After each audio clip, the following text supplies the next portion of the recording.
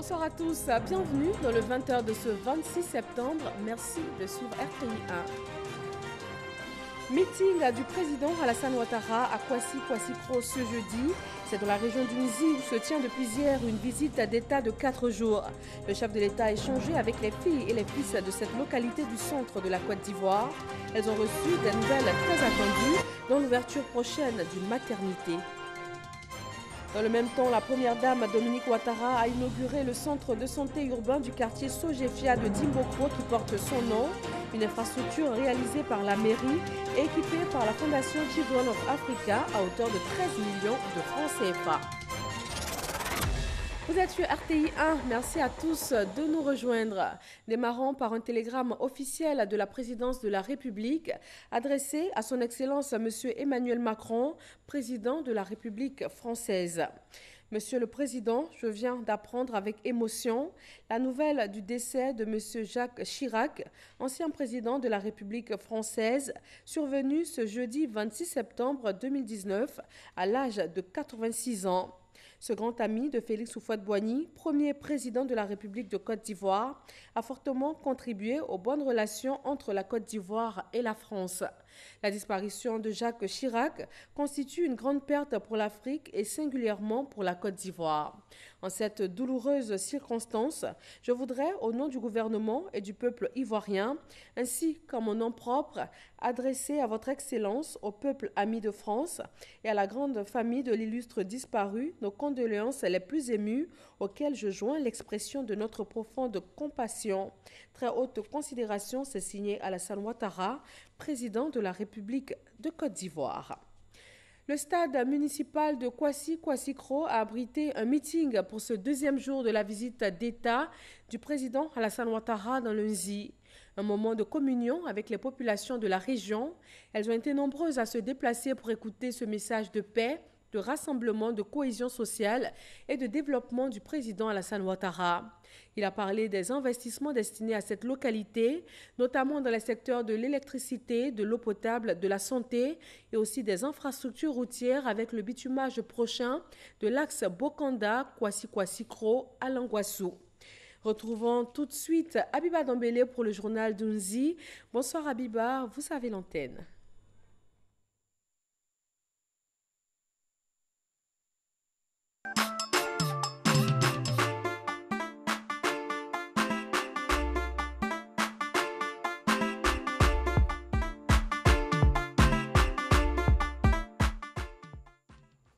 Bonsoir Fatou, mesdames et messieurs, bonsoir. Bienvenue dans votre journal spécial en direct de Dimbokro.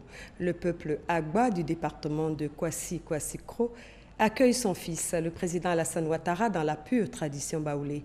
Le chef de l'État a été élevé à la dignité de chef suprême des Agba, avec pour nom de Reine Aoussou Ben II, la première dame baptisée Reine-Mère Aou Ngo. La première étape de la visite d'État du président Alassane Ouattara ce jeudi 26 septembre 2019 aura tenu toutes ses promesses. Suivez plutôt l'ambiance qui a prévalu à l'arrivée du président de la République à Kwasi-Kwasi-Kro, en plus des honneurs rendus par les forces armées de Côte d'Ivoire, avec Abou Sanogo et Traoré Zakaria. C'est à 10h56 que le président de la République, Alassane Ouattara, a foulé le sol de Kwasi-Kwasi-Kro. Première étape de la visite d'État qu'il effectue dans la région de Nzi. Arrivé à l'Arc de Triomphe, le chef de l'État a été chaleureusement accueilli par le Premier ministre Amadou Gon Coulibaly, le président de l'Assemblée nationale Amadou Soumaoro, le président du Sénat Jano Aoussou Kouadio et le ministre d'État, ministre de la Défense Ahmed Bakayoko, ainsi que des autorités locales. Puis, il a reçu les honneurs militaires dus à son rang. Honneurs militaires rendus par la musique de la gendarmerie nationale, le drapeau de l'État et sa garde, 2 pelotons de l'école de gendarmerie d'Abidjan et 3 sections du bataillon blindé. L'ensemble aux ordres du lieutenant-colonel Gefi Pakom Alban, commandant des troupes. Il a ensuite échangé la civilité avec les grands commandements, les membres du gouvernement, les élus, cadres et chefs traditionnels de Kwasi-Kwasi-Kro. Le président de la République, heureux d'être à Kwasi-Kwasi-Kro. Je suis heureux d'être là. Hier, c'était Dimbokro. Aujourd'hui, Kwasi-Kwasi-Kro. C'est un département que nous avons érigé en 2012 et je crois que c'était une bonne chose, ce qui permettra d'intensifier le développement pour l'ensemble du département, pas seulement la ville de Kwasi-Kwasi-Kro. Je suis très heureux d'être là. Les populations pour l'occasion sont sorties nombreuses pour réserver un grand accueil au chef de l'État qui a véritablement communié avec elle.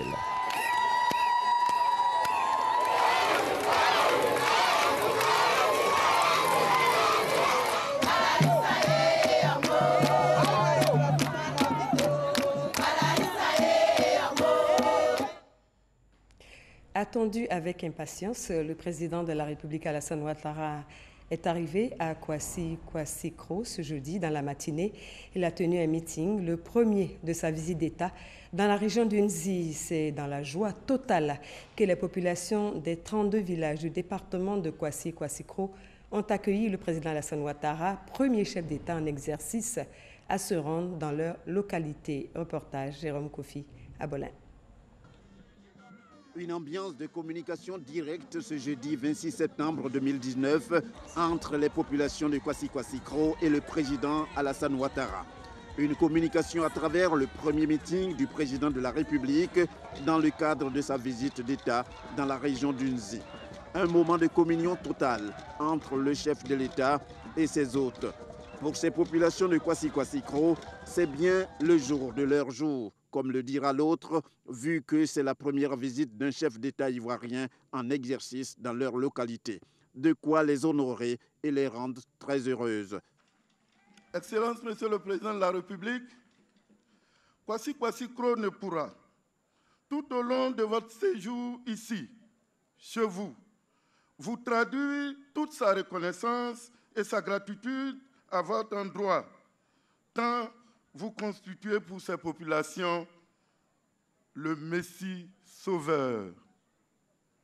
En effet, en venant ici, vous venez d'écrire la plus belle page de l'histoire de cette vieille sous-préfecture, créée depuis le 3 janvier 1961 et devenue chef-lieu de département grâce à vous, après 41 ans. C'est-à-dire le 4 juillet 2012, par décret numéro 2012-611, portant votre noble signature. Chers parents, le jour tant attendu est arrivé. Vous m'aviez demandé en son temps les photos du président de la République afin que vous les ayez dans vos salons et chambres. Je vous avais envoyé les posters de l'intronisation à Yamoussoukro.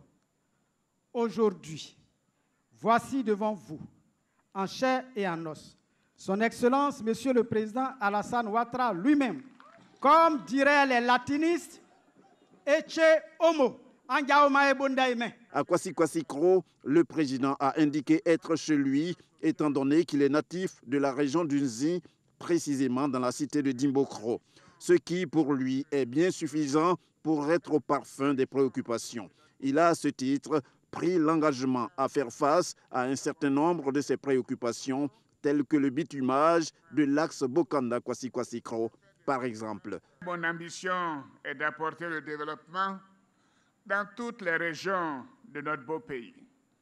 C'est dans ce cadre que nous avons érigé Kwasi-Kwasi-Kro en département en 2012, afin de lui permettre de bénéficier de plus d'infrastructures.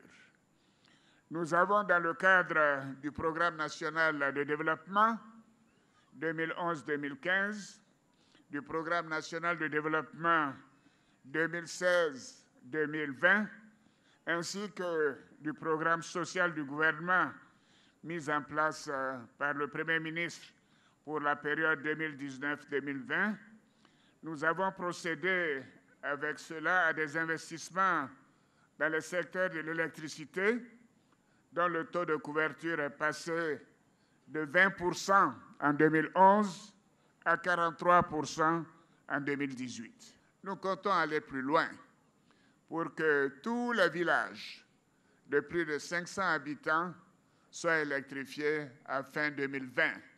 Ceci portera le taux d'électrification dans le département, dans la région, à 72%.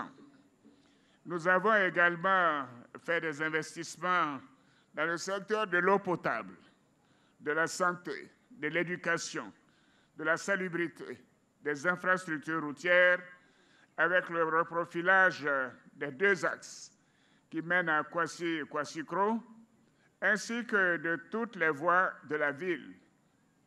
Je voudrais vous dire solennellement que je prends l'engagement de poursuivre ces travaux et nous allons les intensifier dans les mois à venir pour combler le retard pris dans la région d'Uzi. Vous pouvez me faire confiance.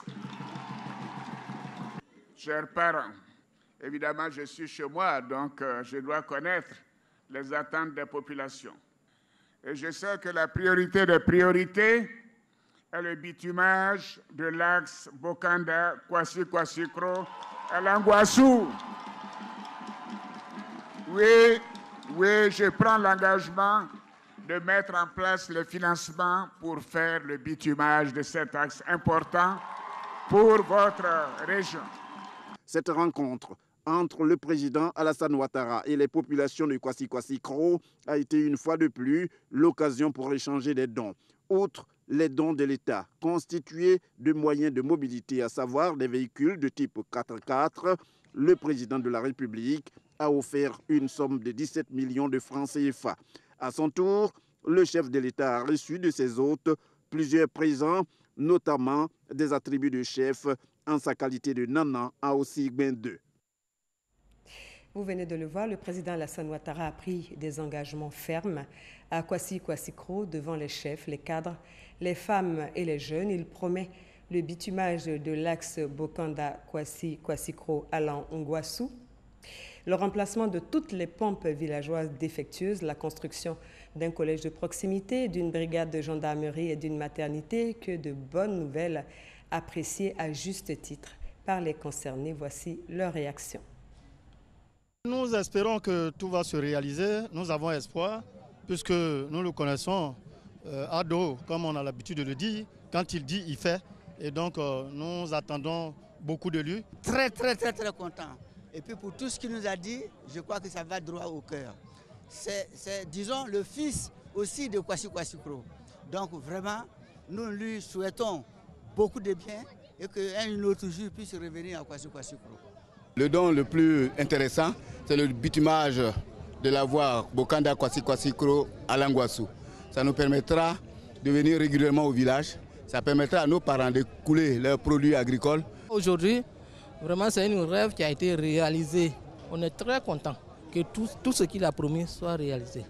Aujourd'hui, nous avons vu la lumière qui est à dos. Jusqu'à présent, dont je suis en train de vous parler, mon cœur bat avec un son Alassane Dramane Ouattara, qui est le leader politique qui peut nous désenclaver. Aujourd'hui, on a vu les machines que nous, pendant des décennies, on n'a jamais vu de machines chez nous. Donc vraiment, c'est une fierté. Le lycée particulièrement est heureux parce que c'était le seul établissement. Et nous sommes débordés. Aujourd'hui, il a été annoncé naturellement la construction d'un collège de proximité à Mekro qui va sensiblement désengorger notre lycée et permettre justement à l'établissement de travailler dans les conditions, j'allais dire, idoines. Le président de la République a convié les cadres, les chefs traditionnels et guides religieux des 3 départements de la région d'Unzi, Bokanda, Kwasi-Kwasi-Kro et Demokro, le chef-lieu de région. La rencontre s'est déroulée dans une ambiance fraternelle cet après-midi. Le message du président de la République est clair. C'est un appel à la paix, à l'union et à la cohésion pour le développement du pays. Le président Alassane Ouattara a rassuré son auditoire. Les élections de 2020 se dérouleront bien. Je vous propose d'écouter le président de la République. Je voudrais insister, comme l'a dit Sa Majesté l'imam, sur la cohésion qui caractérise l'Unzi et plus particulièrement Dimokro. Oui, Dimokro est une ville vraiment de diversité, une ville d'entente parfaite entre les communautés et de soutien des communautés les unes aux autres. Et Dimokro a toujours vécu en parfaite harmonie. Je voudrais donc vous dire que je suis très fier de cette situation à Dimokro Et je vous encourage à faire en sorte que cela continue. Et que la nation entière, d'ailleurs, puisse prendre exemple sur vous, sur les parents de Dimokro, pour continuer à renforcer ce ciment de fraternité et d'amour qui caractérise Dimokro et la région d'Uzi. Merci à chacune et à chacun de vous. Pour parler maintenant du présent et de l'avenir, comme vous le savez, j'étais ici en 2015 pour l'élection présidentielle. Et je suis très fier du score que nous avons obtenu à Dimokro comme sur l'ensemble du territoire national.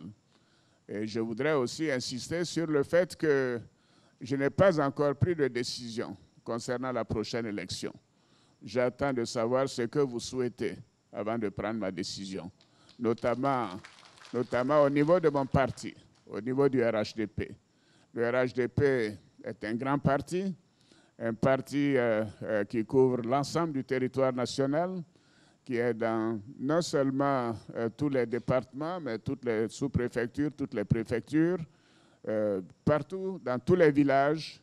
Et je souhaite que cette implantation puisse se poursuivre, car c'est important de donner le meilleur de nous-mêmes, à rendre hommage au président Félix Houphouët-Boigny, à ce qu'il a enduré pour chacun de nous. Sans lui, nous ne serions pas ce que nous sommes aujourd'hui, quelle que soit la personne à laquelle je m'adresse. Je considère que nous avons une dette à l'endroit du Père de la Nation, qui a fait en sorte que ce pays reste en paix pendant des décennies et des décennies, que ce pays connaisse un rayonnement sans égal pendant des décennies. Et c'est ce que nous avons entrepris de faire. Je peux donc vous dire que les élections de 2020 seront des élections sereines, seront des élections ouvertes et seront des élections démocratiques. Et les Ivoiriens choisiront le meilleur des fils ou des filles de Côte d'Ivoire pour continuer le travail qui est fait jusqu'en 2025 et bien au-delà. La Côte d'Ivoire regorge de cadres de grandes compétences et moi j'ai foi en l'avenir. Et j'aurai l'occasion de me prononcer sur l'élection de 2020 en temps opportun. Mais je voudrais tout simplement vous dire que dans une élection, c'est important de voir le bilan des candidats, la compétence des candidats, de voir de quoi ils sont capables, qu'est-ce qu'ils ont fait par le passé récent, qu'est-ce qu'ils peuvent faire pour le futur, qu'est-ce qu'ils peuvent faire pour les populations. Comme le disait le président Houphouët, il faut choisir le bon candidat qui viendra servir la nation et non pas se servir. Voilà, le reportage complet de notre reporter Viviane Aïma dans nos prochaines éditions. Le président de la République, Alassane Ouattara, a démarré sa visite d'État dans le département de Kwasi-Kwasi-Kro par une action sociale de grande portée. Le chef de l'État a procédé à la mise sous tension du village de Lengwe-Kwadiokro. Dans cette localité, le président Alassane Ouattara a réitéré son engagement ferme de sortir toutes les localités d'au moins 500 âmes de l'obscurité. Kader Sogodogo. Quand il n'y a pas de courant, je prends torche pour étudier. Cette situation est désormais un lointain souvenir.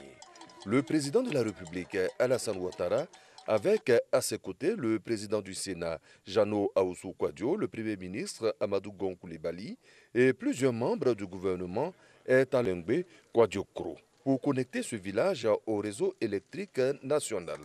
Après la mise sous tension, le chef de l'État va de manière solennelle alimenter le domicile du chef du village en électricité avant de réitérer son engagement ferme de donner l'électricité à tous les villages d'au moins 600 âmes en Côte d'Ivoire. Je suis très heureux de pouvoir faire ça pour un village de 600 habitants. C'est conforme à notre vision et au planning que nous avons arrêté qu'à fin 2020, tous les villages et tous les campements de plus de 500 habitants auront de l'électricité.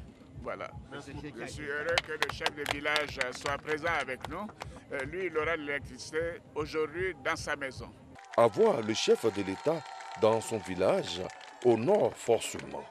Le chef du village, qui restait longtemps sous l'émotion, a oublié de transmettre une doléance. En tout cas, je suis étonné. Je suis étonné. Le président n'a qu'à me donner une moto. Et je pédale vélo pour aller à Kwassikro, c'est pas bon. 100 734 000 francs CFA. C'est le coût de l'électrification de Lengbe-Kwadiokro. Jusqu'en 2011, sur 30 localités, 6 seulement étaient électrifiées dans le département de Kwasi-Kwassikro. De 2011 à 2018, sous l'ère Ouattara, 7 localités allaient sortir du noir. D'ici janvier 2020, 11 nouvelles localités le seront. Pour l'ensemble de la région du Nzi, ce sont un peu plus de 10 milliards 400 millions de francs CFA qui ont été rendus disponibles pour l'électrification de 84 localités rurales et l'extension du réseau électrique dans certaines localités. Fin du projet, janvier 2020. C'était un reportage de Kader Sogodogo. Autre lieu, même bonheur, une ambiance festive à la mise sous tension du village d'Agnuansou, situé dans la commune de Dembokro. C'était hier après-midi. La connexion au réseau électrique de ce village a coûté environ 80 millions de nos francs et entre dans le cadre du programme social du gouvernement. Depuis le début de cette année, plus d'une dizaine de localités ont été électrifiées dans la région du Nzi, qui, je vous le rappelle, compte 3 départements, Kwasi-Kwassikro, Bokanda et Dembokro. Le compte-rendu est signé Mahama Traoré. Aouniassou, petit village de plus de 500 habitants, situé à 3 km de la ville de Dembokro, capitale de la région du Nzi. Ici sont nombreux les défis de développement, mais l'un d'entre eux vient d'être relevé ce mercredi 25 septembre 2019. Il s'agit de la connexion au réseau électrique national. Il est exactement 18h11 quand le président Alassane Ouattara, en visite d'État dans cette région, procède à la mise sous tension d'Aouniassou, un moment longtemps attendu des populations. On va changer notre village. Maintenant, nos enfants pourront étudier sans problème. C'est un rêve qui se réalise. Nous remercions son Excellence, Monsieur le Président Alassane Ouattara. En tout cas, c'est le développement total du village. Dès qu'on sort du noir, c'est fini, tout marche comme sur une roulette. 80 lampadaires permettront d'électrifier les rues d'Aouniassou. La mise en service du village aura coûté plus de 80 millions de francs CFA à l'État dans le cadre du PRONER, Programme national d'électrification rurale. Dans la région du Nzi, entre 2019 et 2020, il était prévu 65 localités. 16 ont déjà été électrifiées et Aouniassou en fait partie. Nous allons passer très rapidement en 2020 à un taux de couverture qui sera dans la région du Nzi à 72%. Donc 148 localités dans la région du Nzi seront électrifiées à fin 2020. Donc nous allons quasiment doubler sous le leadership du président en 9 ans le nombre de localités électrifiées dans la région. En plus des travaux d'électrification, le gouvernement prévoit de renforcer la fourniture électrique dans la région du Nzi. Ce projet va nécessiter 2 milliards de francs CFA d'investissement. La ministre Liramata a visité des familles démunies et leur a remis des vivres et des moyens de subsistance et a demandé à ces familles modestes de faire confiance au gouvernement à travers son programme social. Eugène Atoubé. Un membre du gouvernement qui se déplace jusqu'à leur domicile au quartier Soukouradian, c'était encore impensable et inespéré pour les Koulibaly. Cette famille qui vit dans la précarité et le dénuement reçoit la visite en surprise de la ministre de la Femme, de la Famille et de l'Enfant. Liramata Bakayoko s'est imprégné de la condition des membres de cette famille et de leur quotidien. Au nom de la première dame de Dominique Ouattara, elle leur a offert des vivres et des non-vivres. Dans 2 autres familles, au quartier Soukouradian, puis à Kofi Akan à Dembokro, la ministre Liramata Bakayoko a répété son geste. Je ne sais pas. Vraiment, je ne sais pas comment expliquer, comment vous dire merci. Que Dieu vous protège, que Dieu protège notre président, que Dieu protège notre présidente. C'est elle qui fait tant de choses pour nous. Entre émotion et compassion, de longs échanges sur fond de conseils avec les bénéficiaires et une invitation à fréquenter les centres sociaux éducatifs. C'est fait pour traduire les vœux du président de la République. Il ne veut pas que des familles souffrent, que vous sortiez de la souffrance. Il faut aller t'inscrire dans le centre social. Et puis ils vont voir comment on peut t'aider pour faire une activité, pour avoir de l'argent. Une heure plus tôt, des familles identifiées comme démunies, les orphelins et enfants vulnérables étaient invités au centre socio-éducatif pour une distribution de vivres, non-vivres et kits scolaires, au nom de la première dame de Côte d'Ivoire. Avant la grande cérémonie de remise de dons et de chèques FAFSI demain après-midi, ici même à Dembokro, la première dame de Côte d'Ivoire, Dominique Ouattara, a inauguré ce jeudi après-midi le centre de santé urbain de la cité Sogefia de Dembokro. Réalisé par la mairie, ce centre de santé porte le nom de l'épouse du chef de l'État. Il a été équipé par la fondation Children of Africa à hauteur de 13 millions de francs. Mahama Traoré. Les premiers soins de santé à la portée des populations du quartier Sogefia de Dembokro. Un centre de santé urbain est désormais ouvert dans ce quartier. C'est une réalisation du conseil municipal.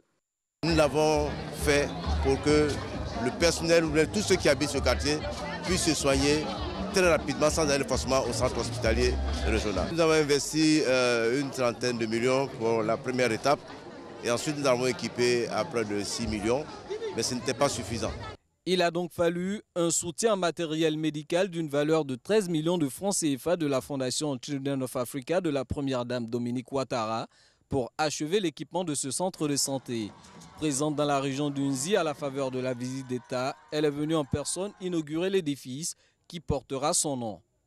Grâce à vous, notre centre de santé est équipé avec tout le matériel pour son bon fonctionnement. On pourra accoucher tranquillement, soigner nos enfants et même nos maris. Merci encore pour les femmes de Dembokro. Maman Dominique, Mokra Ané, Mokra Aïman, Mokra Tinkra. Pour sa part, la première dame a insisté sur la vocation de ce centre de santé pour les habitants de la cité Sogefia de Dembokro. Ce centre de santé permettra de renforcer la prise en charge médicale de nos frères et sœurs de Dembokro et je suis heureuse de pouvoir y contribuer. J'invite les populations, en particulier les femmes enceintes, à le fréquenter et à se faire dépister et suivre leur consultation prénatale afin d'avoir des bébés en bonne santé. L'ouverture de ce centre de santé intervient à quelques semaines de l'opérationnalisation annoncée par le gouvernement de la CME, la couverture maladie universelle. Le département de Bokanda va constituer la deuxième étape de la visite d'État du président de la République Alassane Ouattara dans le Nzi. Voici la présentation de ce département avec Kader Sogodogo. Ta chef-lieu de département fait partie de la région d'Nzi.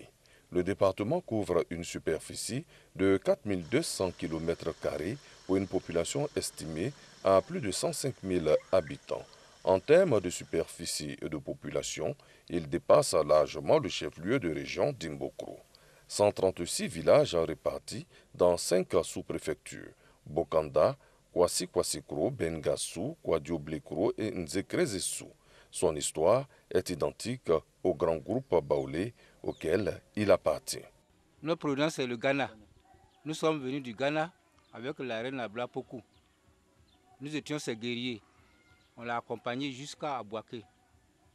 Et quand on l'a accompagné, on s'est retourné pour revenir à Bokanda. Bon. En venant, au retour, on a trouvé les Agnis en place. Donc on leur a livré un combat pour les dégager, pour les chasser et prendre la place. En principe, nous sommes des Agba Abé, Kogoblé. L'administration a également des données concernant ce département, jadis prospère à travers une forte production cacaoyère. Bokanda, il faut le dire, fait partie de l'ancienne boucle du cacao. L'histoire nous apprend que du Ghana, ils ont été reçus dans le roi, j'allais dire dans le royaume Akan, et le lieu qu'on leur avait donné, leur lieu d'installation, c'était à côté de Manioc. Et c'est depuis cette date qu'on les appelle les Agba, en référence donc au nom Agba en baoulé qui signifie le manioc. Un passé glorieux qu'on essaie de rattraper à travers d'autres aspects. Bien entendu, Le succès de Bokanda va continuer de reposer sur l'agriculture. Depuis quelques années, les opérateurs économiques frappent à la porte du département, d'où l'installation aujourd'hui de quelques unités agro-industrielles.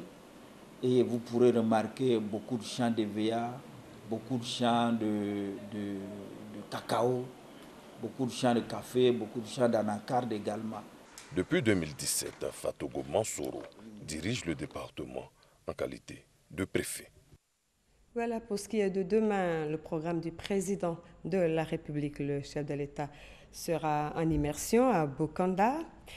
L'arrivée du président de la République à Bokanda est prévue à 10h25. Le chef de l'État procédera à la mise sous tension du quartier de Blédi, extension, puis il procédera à l'inauguration du commissariat de Bokanda avant de se rendre au meeting à 11h. Demain après-midi, la première dame sera en compagnie des femmes du Nzi pour une remise de dons et du chèque FAFSI.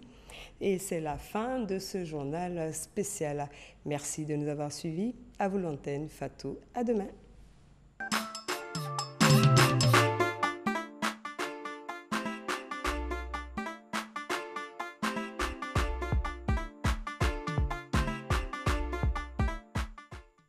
Merci Abiba, merci à toutes nos équipes déployées dans la région d'Unzi pour vous faire vivre en direct cette visite d'État. Nous les retrouverons encore pour les étapes de demain, dont le meeting de Bokanda. Nous rejoignons maintenant le vice-président à New York aux États-Unis. Daniel Kablan-Duncan était à la tribune de l'Assemblée générale de l'ONU ce jeudi. Il s'est exprimé au cours du débat général. Le vice-président s'est prononcé sur plusieurs thématiques d'intérêt mondial, les questions d'éducation, de développement de l'Afrique et des changements climatiques, entre autres, avec un point d'honneur sur la sécurité. Nous écoutons un extrait de son discours. Monsieur le Président, la persistance de nombreux conflits dans le monde, la résurgence du terrorisme et des crimes de masse, ainsi que la masse permanente des armes de destruction massive, mettent malheureusement à mal la réalisation de nos programmes ambitieux de développement. Il est connu de tous qu'il n'y a pas de développement sans sécurité ni paix, qui constituent les préalables au développement durable. Malheureusement, de nombreux foyers de tension persistent ça et là en Afrique, notamment en Afrique du Nord et en Afrique de l'Ouest. Différents groupes terroristes continuent de causer d'importantes pertes en vies humaines, sans compter la destruction d'infrastructures, contribuant ainsi à fragiliser la paix et la stabilité dans plusieurs pays. Aucune solution durable à ces défis ne peut être envisagée sans une approche globale, dans un cadre multilatéral et une collaboration de tous. C'est le sens des engagements pris lors du sommet régional tenu le 14 septembre 2019 à Ouagadougou par les dirigeants de la CEDEAO et ceux de Mauritanie et du Tchad, de se doter d'un plan d'action d'1 milliard de dollars US sur 4 ans pour contribuer à vaincre le terrorisme, aussi bien en Afrique de l'Ouest que dans le bassin du lac Tchad. Monsieur le Président, au moment où la Côte d'Ivoire s'achemine vers la fin de son mandat en qualité de membre non permanent du Conseil de sécurité, elle entend, la Côte d'Ivoire, réitérer son engagement en faveur de la paix, de la sécurité et du développement au sein des autres organes des Nations Unies, en capitalisant l'expérience acquise et les valeurs cardinales qui fondent son action diplomatique. Pour terminer, je voudrais me réjouir de notre commune volonté d'œuvrer en totale synergie au relèvement des nombreux défis actuels et à venir dans le but de garantir un monde de paix et de prospérité partagée pour tous nos peuples. Le numéro 2 du gouvernement ivoirien a échangé avec le secrétaire général de l'ONU, Antonio Guterres, au siège de l'organisation internationale. Le mandat de membre non permanent du Conseil de sécurité et la coopération entre la Côte d'Ivoire et les Nations Unies sont principalement les questions abordées au cours de cette séance de travail. Et puis Daniel Krablon-Duncan a également pris part à une réunion de haut niveau sur la promotion de l'innovation et du développement des infrastructures en Afrique. Plusieurs chefs d'État et de gouvernement ont dit leur vision de la 4e révolution industrielle. Awa Touré.